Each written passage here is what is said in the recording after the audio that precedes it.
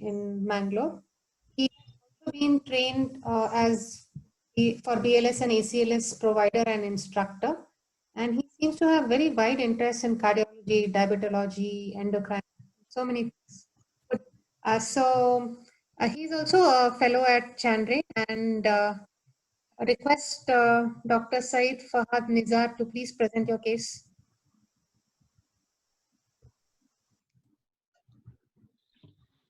You can unmute yourself and share your screen, Dr. Fahad.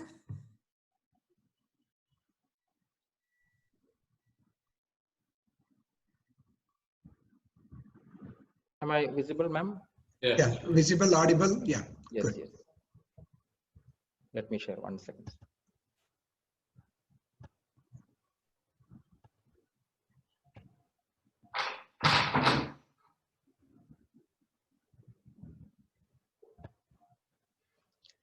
Yeah, good afternoon, everyone. First of all, I would like to thank Vinitha Shobha ma'am for the kind introduction. Along with that, I would like to thank Dr. Chandrasekhar sir for giving me an opportunity first time to present in the Chandray update. So here I'll be presenting an interesting case. So shall I proceed? Yeah, please go ahead. So here we got a 34-year-old married male who works in a poultry farm hailing from Bangalore, visited at our center with chief complaints of multiple joints pain since 15 days. He also gave history of rashes over both feet since last 15 days. Since 2 days, he started noticing a bluish discoloration of his fingertips and redness of his eyes. Moving on to the history of presenting illness. History of multiple joint pains associated with swelling since past 15 days. It all started with the small joints of hands and progressed to involve all joints of bilateral upper and lower limbs with a symmetric type of involvement. Associated with swelling in hands, ankles and feet with early morning stiffness lasting for an hour with maximum pain and stiffness in the morning. It aggravates after rest and improves with activity. Also gives history of low backache since last 15 days, associated with stiffness and restriction of movements at the low back. There was also history of notching petechial rashes over both feet since 15 days, but not associated with any pain, but he was complaining of itching. Tingling numbness present in the lower 1/3 of the feet. History of bluish discoloration of fingertips since 2 days, already I mentioned. No history of any similar episodes in the past. No history of any ulcers. There was complaints of redness and pain in the eyes since 2 days. History of diarrhea was there since 15 days. History of severe fatigue and weight loss of approximate 8 kgs over the past 1.5 months, but no history of any fever, oliguria, or reddish discoloration of urine. Past history, he was treated for gout 2 years ago. There was history of left ankle involvement that point of time, which subsided after treatment, but no records were available. Family history, there was nothing significant. Treatment history, he has taken NSAIDs for the same. Hydroxychloroquine, he was treated with 200 mg twice daily. Allopurinol, he has taken 100 mg 3 times a day. Also febuxostat, he has taken 40 mg BD for 1 week period. Personal history, he consumes a mixed diet, occasionally consumes alcohol. So to summarize, here we have got a young male with acute onset polyarthritis with petechial rashes and Raynaud's with probable systemic involvement along with past history of treatment for gout. Moving on to examination. General physical examination, he was conscious and oriented, vitals were quite stable. Bilateral pitting pedal edema was present. No pallor-icterus, clubbing, cyanosis or lymphadenopathy. Raynaud's phenomena present. Petechial rashes over both feet noted. Overall, all systems were grossly normal. So here we have got some images. We can make out the bluish discoloration in the form of Raynaud's in the both fingers, along with that petechial rashes over the both feet. Moving on to musculoskeletal examination, he was having a swollen joints, basically bilateral PIPs, MCPs, MTPs, and ankles, along with a tenderness, restriction of movement present in almost all the above joints. Spine was normal, however, but he was having restricted forward bending. So I would like to request the panelists to discuss the case further in the form of any differential diagnosis from their side, keeping in mind of the history above which I presented.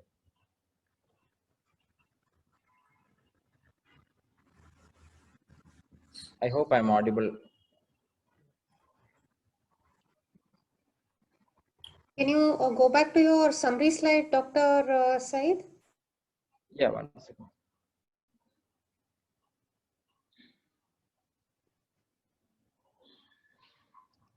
So we have a young male with acute onset of polyarthritis, but wasn't there something 2 years back as well? Yes, And ma'am. along with That rashes. was a key point actually I want to. Yeah. Yes. So 2 years I back, he just- was actually treated for gout. Okay. So one of the possibilities to consider would be undifferentiated connective tissue disease. At least at the moment, it looks like undifferentiated. And Yes. the other differential diagnosis could probably be primary APS, wherein we could get polyarthritis as well as rashes, as well as the cutaneous infarcts, more like cutaneous infarcts on the fingertips, what we showed rather than Raynaud's, isn't it? Yes. So these would Yes, be ma'am. my two differentials. Yes, ma'am. Dr. Praveen, anything? Yes, ma'am. Yes, ma'am. With this history, acute onset, with history of some arthritis in the past, SLA could be the one thing. I mean, it may ever. And second is small vessel vasculitis. Can Yes, sir. Yes, HSP would be a good diagnosis. yes, ma'am. And also you can consider the small vessel vasculitis with polyarthritis and pedicle rashes and with the systemic involvement. But the thing is that he had history of arthritis in the past. So SLA, HSPA, and small vessel vasculitis could be the TDs we can consider. Yes. Dr. Mahendranath, any However, comments? there was no history of any reddish discoloration of urine or oliguria, sir. Undifferentiated connective tissue disease. It could be an atypical presentation in this age, because usually HSP will be seeing in much more younger age, if I'm not wrong. No, that's true. But the patient with a low limb petechial rash, I think Yeah. has to be HSP. considered, Yes. even in older adults. Yes. Yeah, I think you can proceed. Yes. So DDs, what we had kept was actually, as ma'am was rightly mentioning, it could be a connective tissue disease. Second possibility is, since he didn't had any fever also, but we would like to consider any post-viral syndrome, because he had a very short history, because 2 days onset of rashes, along with the redness of his eyes in the form of kind of conjunctivitis, swelling of the both ankles and feet. So I would like to consider a post-viral syndrome in the form of hyperinflammatory manifestations. Third possibility is, as Praveen sir was rightly mentioning, I would like to think of a vasculitis profile. And fourth one, because of the Raynaud's, I was still confused, but because of the Raynaud's, I would like to keep as apply as a possibility. Was gout confirmed for Said, or just? He said you were treated Sir, for I gout didn't for get 2 years back. Yes, sir. Yes, he was actively treated for gout, but that time that joint pain, it was kind of aches and pains he was complaining. It was not specifically related to any particular joint, except once he complained of a left ankle involvement, but he was actively treated for as a gout only. We didn't had any records or much details available for that. It is just a patient mentioning that it was gout. Yes, sir. Yes, sir. Exactly. Dr. Binish wants to also consider bacterial endocarditis. So just keep that also in your list of differentials, please.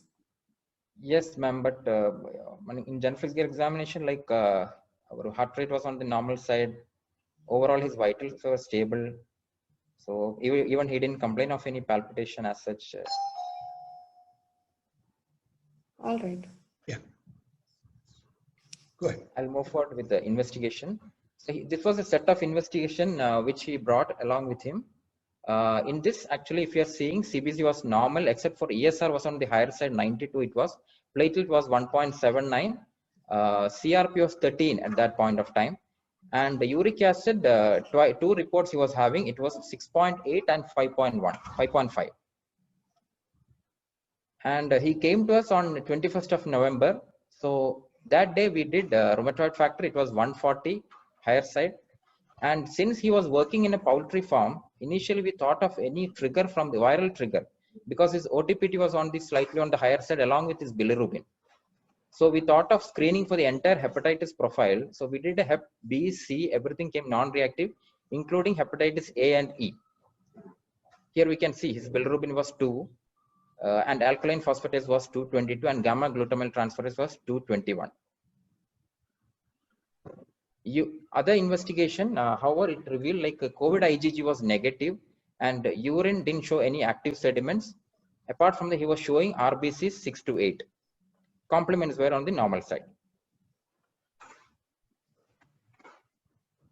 Another interesting thing what we found out was like we went ahead and did an APLA profile. It was showing anticardiolipin and beta-2 glycoprotein both came negative. However, his LA came weakly positive.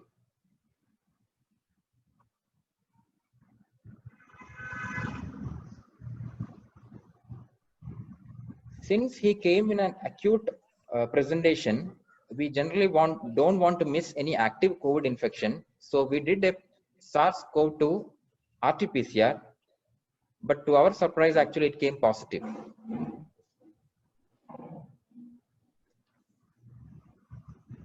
CMV EBV panel we have done. CMV IgG came reactive, IgM was negative, but his D-dimer was on the higher side, 2561. Retro was negative, non-reactive.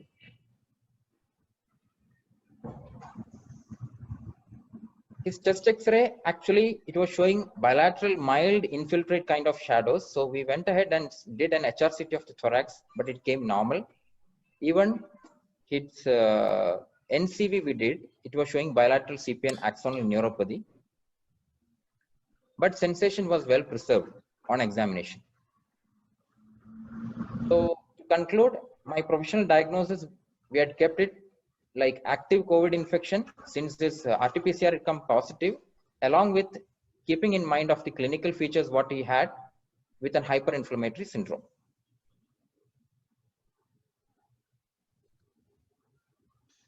So treatment and follow-up, we treated him with IV methylpred, 62.5 mg stat dose was given, injection low molecular weight heparin 40 mg BD was given, along with ecosprin 75, pentoxifylline 400, and pregabalin 75. He was shifted to a COVID referral center with immediate effect and was managed with steroids and antivirals, along with supportive treatment under our supervision, and over telephone inquired and found he was stable and discharged later. So shall I move to the discussion part? Yes, please. So we all know COVID-19 is defined as an illness caused by a novel coronavirus, formerly called as 2019 nCoV, later on renamed as SARS-CoV-2, which was first identified in China. The development of APL antibodies, which we noticed in this case, has been described in association with the thrombosis in the patients with COVID-19. And in a cohort study from France, lupus anticoagulant was detected in a large percentage of patients with severe COVID-19 infection. However, it is not yet known whether the APL antibodies in these patients play a role in COVID-19 associated thrombosis or merely it represents an association. Both venous and arterial thrombosis have increasingly been seen in patients with COVID-19. Malas and colleagues performed a systematic review and meta-analysis of the studies evaluating thromboembolism in COVID-19. So what they concluded was, among 42 studies, what they did, which was enrolled to 8,271 patients, overall rate of venous thromboembolism was 21%, and those two, that along with an increased incidence in ICU patients. Arterial thromboembolism rate was approximately 2% and 5% in the ICU. So here we know, like to conclude, although LAs do have an anticoagulant effect in vitro, LA syndrome manifests clinically with thrombotic rather than hemorrhagic complications. And also up to 5% of any healthy individuals are known to have APL antibodies. So it's just a mere representation of the APL antibodies, or whether SARS-CoV-2 has triggered the entire process in this particular patient, we still doubt. So moving on to some discussion about the hyperinflammatory response, mainly in COVID-19. So we all know in the early stages, patients will be having a flu-like symptoms development. And once it's getting localized in the lungs and disease moving on to a more severe progress, we all get an immune system activation in the form of altered lab findings, neurohormonal activation, and thromboembolism. And when coming to hyperinflammatory state, we know like cytokine storm will happen along with altered lab findings and multi-organ involvement, which almost like our patient has got, along with prothrombotic state in which DIC can be coming in a very high range, and like LA positivity kind of presentations. So these are the different various manifestation over different systems.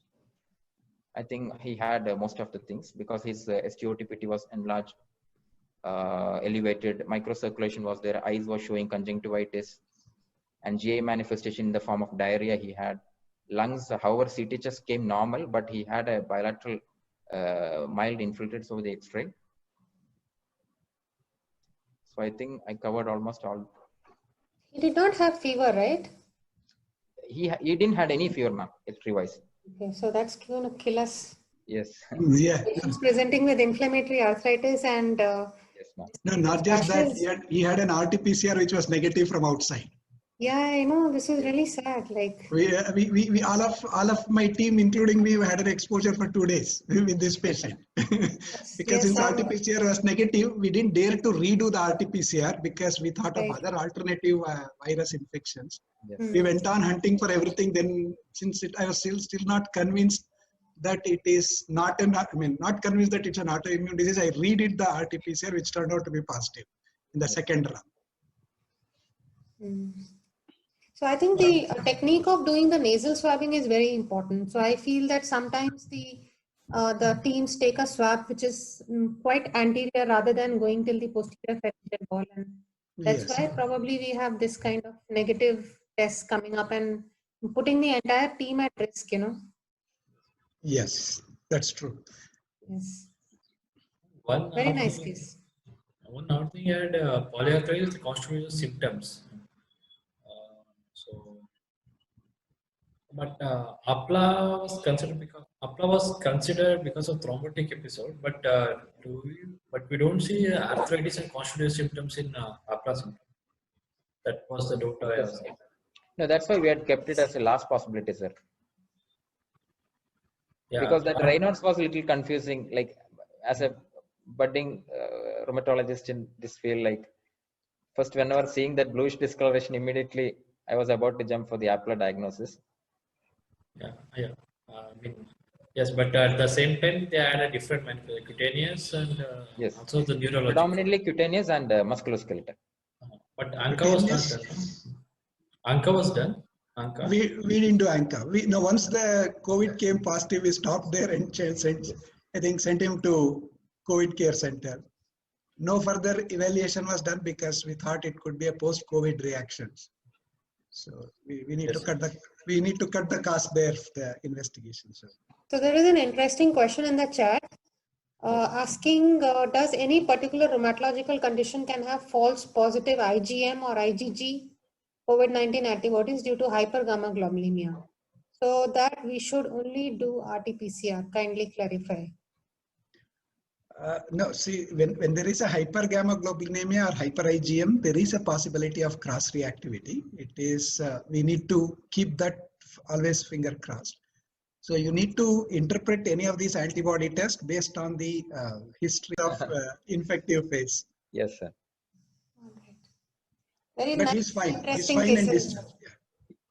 Very nice, 3 interesting cases, Dr. Chandrasekhar. Thank you for involving us in this platform and in this discussion today morning. Yes, they were all very good cases, Chandrasekhar. Very, very interesting, intriguing, and really picking your brain a lot. And I think, this fellow, I think you should follow him up. I think all of them. Yeah. All of them we are going to follow up and give the inputs in one of our meeting, what really happened to these 3 patients. We're also curious to work on this because this is one of the area where I think I have come back and my interest has come back again. So Neuroimmunology to post-COVID syndromes. Psychoneurology, sir. Okay, fine. At this point, I would like to thank both our chairpersons for guiding us through the two knowledgeable sessions today. As we know that all good things must come to an end, the Chandre family takes this opportunity to thank all the panelists, participants, digital team, and academic partners for making today's session a grand success, bringing us to the end of our 2-day academic program. Thank you one and all, and wish you all a very good day. Thank you. Thank you. Thanks for everyone to be a part of this Chandre update. Hopefully next time we have a physical meeting right at our API Bhavan in 2021. Thank you.